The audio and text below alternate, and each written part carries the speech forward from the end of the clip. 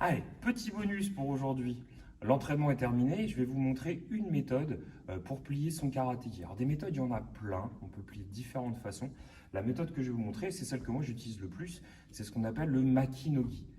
Maki, c'est le rouleau. Donc c'est plier son vêtement en rouleau.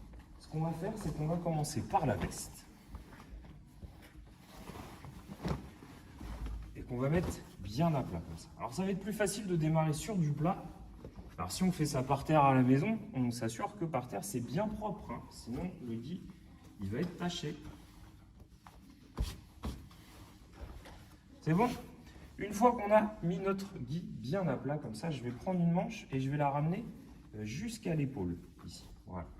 Je ramène tout ce qui est de ma veste qui s'est plié, je mets un petit peu à plat et je reprends le bout de ma manche et je le remets ici bien aligné à mon épaule. Et on va faire la même chose de l'autre côté. Je ramène complètement, je plie ma veste ici et je ramène ma manche à l'intérieur. Ok? Pareil, bien aligné.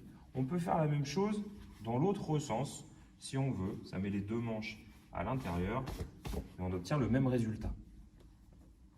Ensuite, on va prendre le pantalon. Comme ça, on va le plier en deux. Une jambe sur l'autre. Et je le pose sur ma veste. Ok? On a un petit bout qui dépasse ici, même chose. On va le remettre à l'intérieur. On va préparer notre ceinture. On va plier en deux à côté. Et là, c'est maintenant que ça démarre, notre fameux rouleau. Je vais simplement rouler mon gui.